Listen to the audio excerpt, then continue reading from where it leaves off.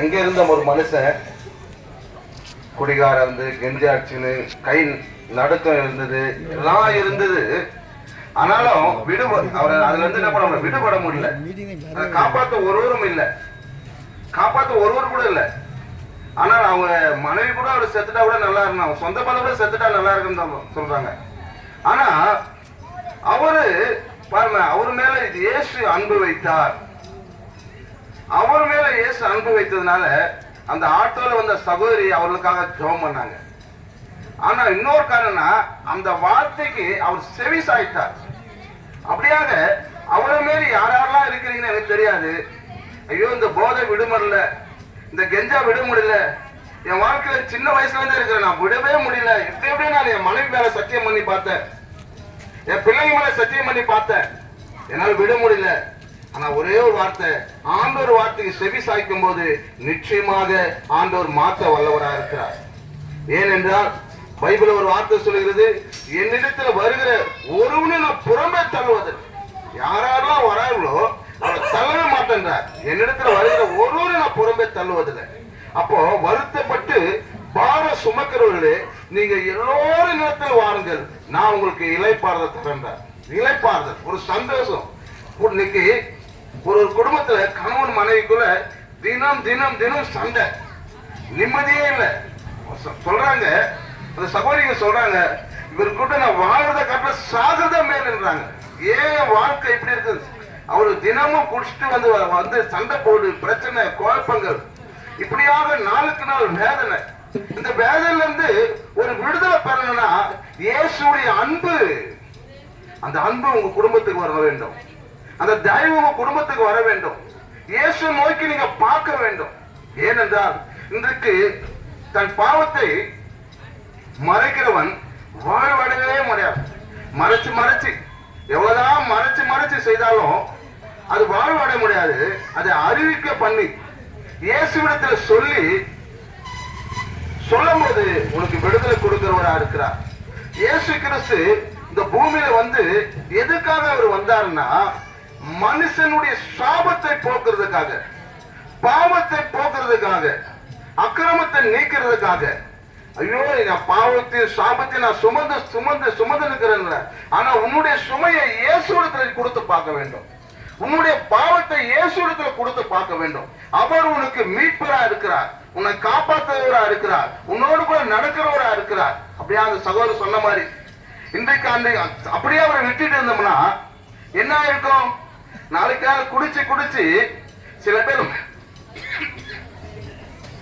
வந்து சொல்லுவாங்க, இது மாதிரி குடிச்சு குடிச்சதுனால கிட்னி இல்ல, அது பயிலாயிடுச்சு, மண்ணீரல் போயிடுச்சு. நம்ம ஒரு ஆடு வெட்டணும்னா மண்ணீரல் எடுத்துட்டாங்க, இது எடுத்துனாங்கன்னு சொல்ற மாதிரி மண்ணீரல் இல்ல, நுரையீரல் இல்ல, இப்படிதான் ஓடி இருக்குது வாழ்க்கை. ஆனா திருப்பி டாக்டர் நல்லா குணமாக்கி நல்லா வீட்டுக்கு அனுப்பணும்.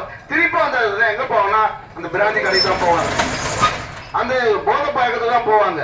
ஏன்னா அவங்க மேல இருக்கிற அந்த பொல்லாத கிரி என்ன பண்ணுதுன்னா, அது மீண்டும் மீண்டும் அவங்களை போய் அதை போய் கொண்டு போய் விடுறது. முதலாவது இயேசு என்ன பண்றாருன்னா, அவங்களுக்குள்ள இருக்கிற அந்த பொல்லாத கிரிய முதல்ல அவங்க விட்டு வெளிவரும். வெளியே வந்தவனும் அவங்க நிலைமை தெரியும். ஆஹா, யார் குடிச்சிட்டு இருக்கிறது? ஒரு வாட்டி ஒரு சமயத்துல நாங்கள் ஊழியம் பண்ணி கொண்டிருக்கிறோம். ஊழியம் பண்ணி கொண்டிருக்கும் போது அந்த ஒரு மனுஷன் என்ன பண்ணாரு, வந்து நான் ஜெபம் பண்ண போறேன் அப்படின்னா, ஜெபம் பண்ண போறேன், சரி வாங்க ஜெபம் பண்ண. அப்புறம் கிட்ட வந்து சொல்றாரு, நான் நல்லா போதையில இருக்கிறேன், இப்பதான் நல்லா தண்ணி அந்த போதையில நான் ஜெபம் பண்ண கூடாது அப்படின்னு. அப்புறம் பண்ணி முடிச்ச உடனே தெளிவாயிட்டார்.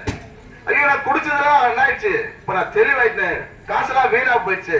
அப்ப நான் கேட்டேன், அப்ப நீங்க குடிச்சீங்களா, யார் குடிச்சது? நல்லா யோசித்து பாருங்க. இன்றைக்கு மனுஷன் ஒரே கொஞ்ச நேரத்துல மனுஷனோட நிலைமை எல்லாமே மாறுது. ஆனா இயேசு கிறிஸ்து உன் நிலைமையை மாற்ற வல்லவரா இருக்கிறார், உன் குடும்பத்துடைய சூழ்நிலையை மாற்ற வல்லவரா இருக்கிறார், உன் தரித்திரத்தை மாற்ற வல்லவரா இருக்கிறார், உன் சாபத்தை மாற்ற வல்லவரா இருக்கிறார், உன் பாவத்தை மாற்ற வல்லவரா இருக்கிறார். அந்த இயேசு உன் குடும்பத்திலே உன் இருதயத்துல வாசம் பண்ண நினைக்கிறார். உங்க குடும்பத்துக்கு துக்கத்தை கொடுக்க இயேசு வரல, உங்க குடும்பத்துக்கு சந்தோஷத்தை கொடுக்க வந்திருக்கிறார். உங்க குடும்பம் மகிழ்ச்சியா இருக்கு. இப்ப அந்த சொன்னார்ல சாட்சி, இப்ப என் பிள்ளைக்கு நான் கல்யாணம் பண்ணி இருக்கிறேன், இப்ப 2வது பையனுக்கு கல்யாணம் பண்ண போறேன். அப்போ பெரிய ஒரு மகிழ்ச்சி அந்த குடும்பத்துல. இதெல்லாம் எப்படி நடக்குதுன்னா இயேசுடைய அன்பு அந்த குடும்பத்துல வந்திருக்கிறார். இயேசு அந்த குடும்பத்துல வந்திருக்கிறார். இன்றைய உங்க குடும்பத்துல வரணும். இன்றைக்கு யாரெல்லாம் இந்த சத்தத்தை கேட்டுக்கொண்டிருக்கிற அன்பு சகோதரனே, அன்பு சகோதரியே, இப்ப உங்க குடும்பத்துல ஒரு மகிழ்ச்சி வரணும், உங்க குடும்பத்துல ஒரு சந்தோஷம் வரணும்.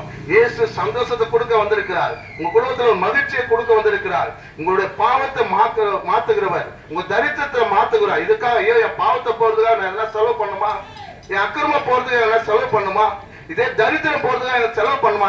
எதுவுமே செலவு பண்ண இல்லைங்க. நீங்க ஆண்டவருடைய ஆலயத்துல வந்து உட்கார்ந்தா போதும். ஆண்டவர் எல்லாத்தையும் மாற்ற வல்லவரா இருக்கிறார்.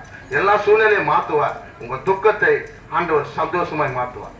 உங்க துக்கம் எப்படியாப்பட்ட துக்கமா இருந்தாலும் சரி, எப்படியாப்பட்ட பிரச்சனை இருந்தாலும் சரி, இந்த பிரச்சனைக்கு ஒரு வழி இருக்குது. இயேசு கிறிஸ்து சொல்ற, நானே வழியும் நானே சத்தியமா இருக்கிறார். இயேசு கிறிஸ்து ஒரு வழியா இருக்கிறார், ஒரு பாதையா இருக்கிறார், உன் வழிகாட்டியா இருக்கிறார். நீ அவரிடத்துல வரும்போது பெரிய மீட்பு அந்த இயேசு உன் வாழ்க்கையிலையும் உன் குடும்பத்திலையும் உன்னோடு கூட இருந்து பெரிய விடுதலை கொடுக்க வல்லவரா இருக்கிறார். தேவன் ஒரு ஆசீர்வதிப்பாராக. ஆமென்.